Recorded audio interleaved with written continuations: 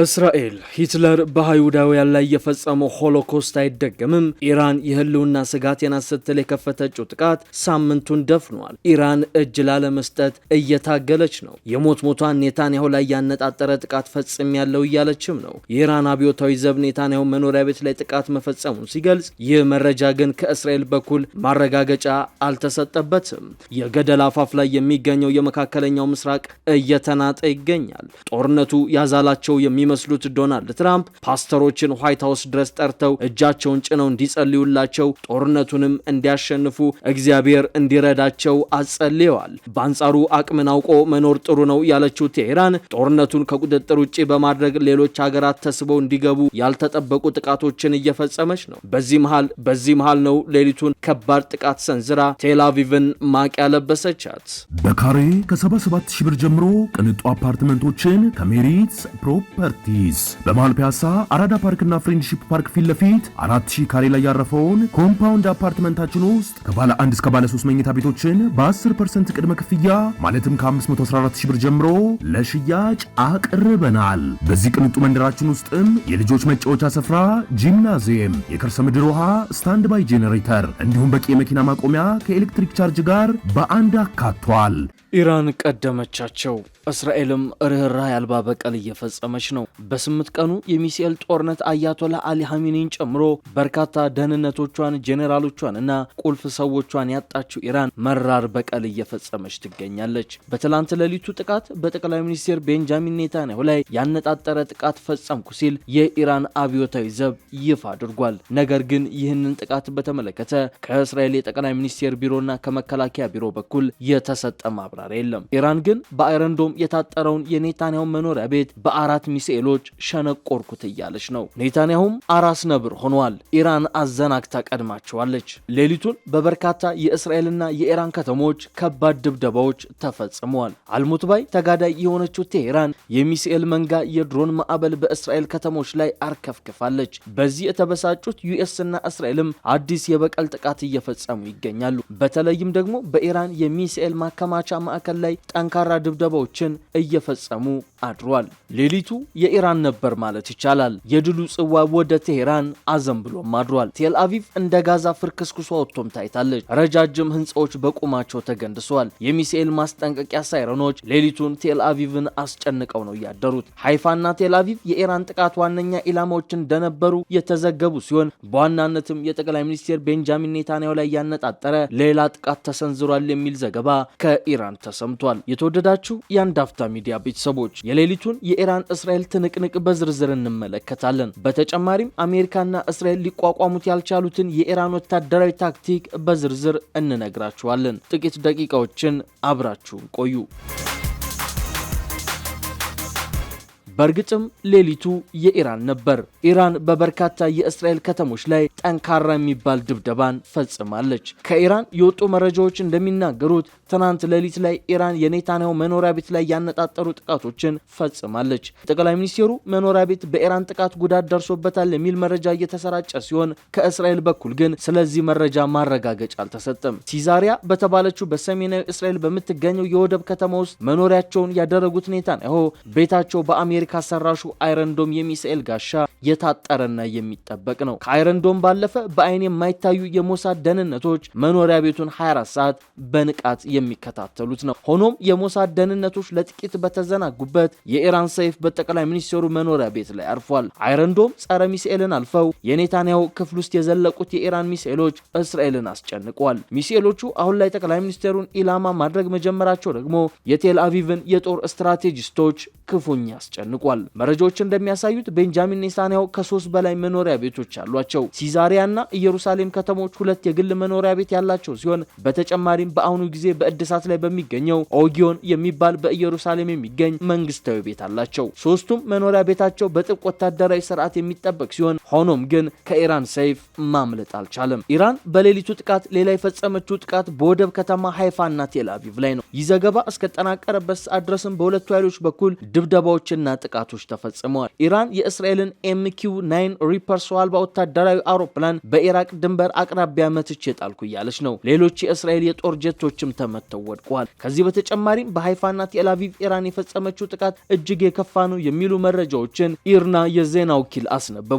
በሃይፋ የሚገኘውን የኃይል ማመንጫ ጨምሮ በርካታ የእስራኤል ስትራቴጂክ ኢላማዎችም ወድመዋል ሲል ነው ዘገባው የጠቀሰው። ከዚህ በተጨማሪም የአሜሪካ ሚሳኤልና ድሮን መከላከያ ራዳሮችን በማውደም የአየር መከላከያ አቅምን ለማዳከም እየሞከረች እንደሆነ የሳተላይት ምስሎች ያሳያሉ።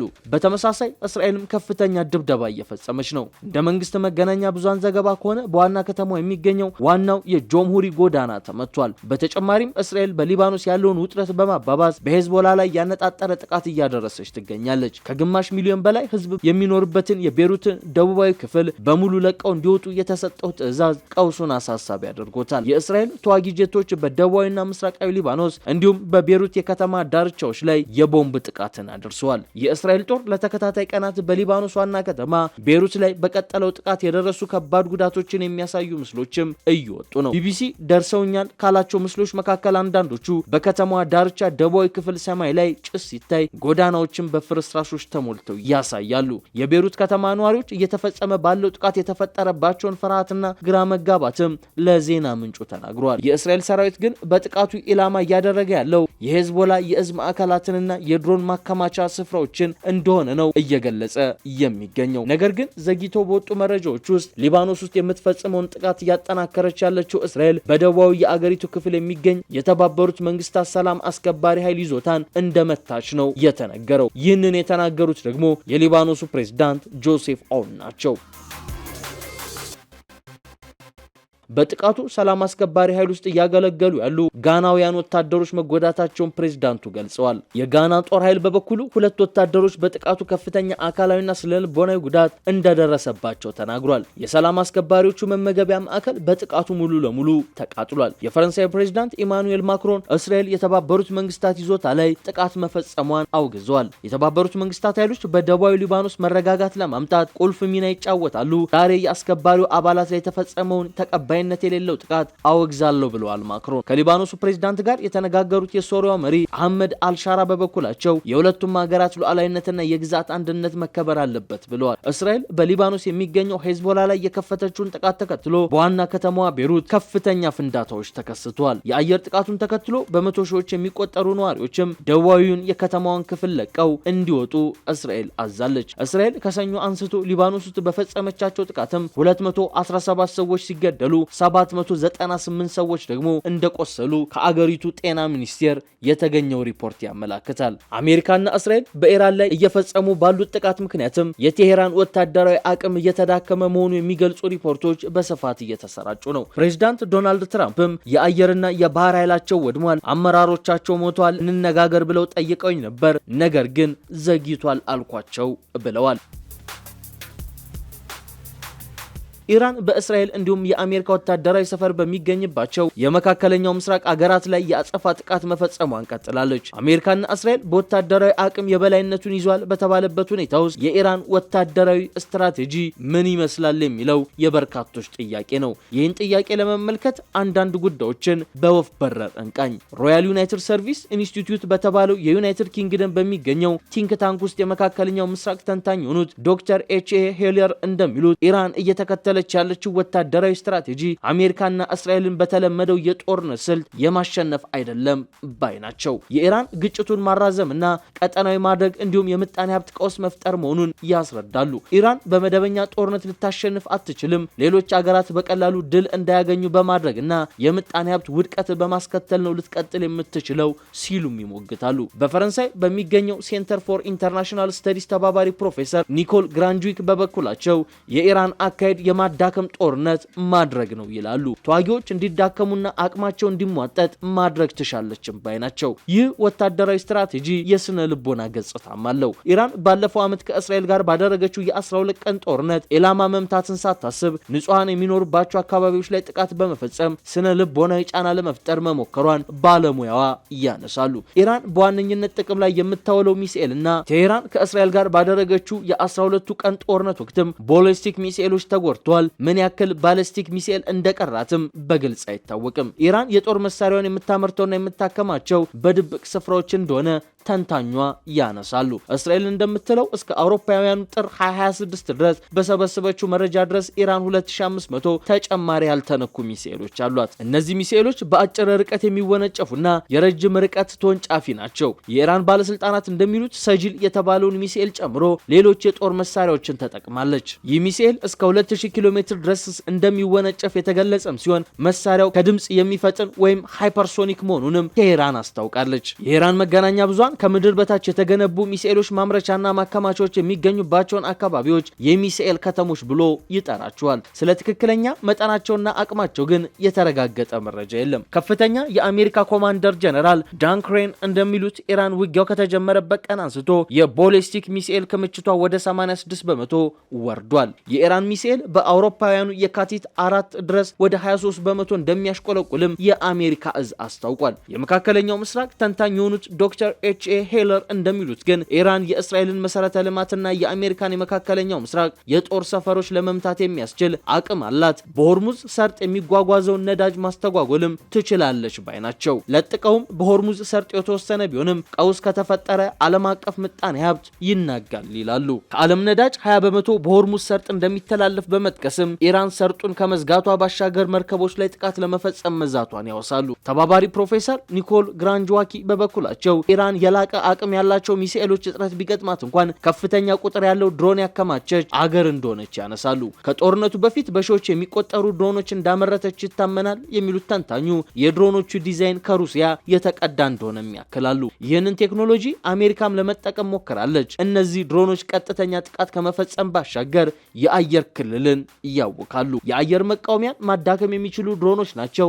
ራሽያ በዩክሬን ላይ ተመሳሳይ መሳሪያ ተጠቅማለች በማለትም ፕሮፌሰሯ ያስረዳሉ። አሜሪካ በበኩሏ የኢራን የድሮን ክምችት 73 በመቶ ወርዷል ባይ ነች። ቴልአቪቭ መቀመጫውን ያደረገው ኢንስቲትዩት ፎር ናሽናል ሴኩሪቲ ስተዲስ እንደሚለው ደግሞ አሜሪካና እስራኤል በተለያዩ የጦር መሳሪያዎች ከ2000 በላይ ጥቃት ፈጽመዋል። ኢራን የፈጸመችው የአጸፋ ጥቃት ደግሞ 571 ሚሳኤሎችንና 1391 ድሮኖችን ያካተተ ነው። ጦርነቱ እየተራዘመ ከሄደ በዚህ መጠን የጦር መሳሪያ መጠቀም ለተዋጊዎቹ እንደሚከብድም ይናገራሉ። ኢራን በመካከለኛው ምስራቅ ለረጅም ጊዜ ዘለቀ የታጠቀ ኃይል ያላት አገር እንደሆነች ይታወቃል። ኢራን አሁን ላይ መሰማራት የሚችሉ 610,000 ተዋጊዎች እንዳሏት የሚገመትም ሲሆን ይህም 350,000 መደበኛ ወታደሮችን እና 190,000 የእስላማዊ አብዮታዊ ዘብ አባላትን የሚጨምር ነው። ኢራን በየመን የሚገኙ የሁቲ አማጽያንን ጨምሮ በኢራቅ ያሉ ተዋጊዎችም ይደግፏታል። የሊባኖሱ ሄዝቦላ እንዲሁም የፍልስጤሙ ሐማስም ከጎኗ ናቸው። እነዚህ አክሲስ ፎር ሬዚስታንስ በሚል የሚጠሩት ቡድኖች በቀጠናው ኢራንን ይደግፋሉ። ሐማስ ከአውሮፓውያኑ 23 ወዲህ ግን በእስራኤል በደረሰበት ምት ተዳክሟል። ሆኖም ኢራን የተራዘመ ውጊያ ማካሄድ እንደምትችል ተንታኞች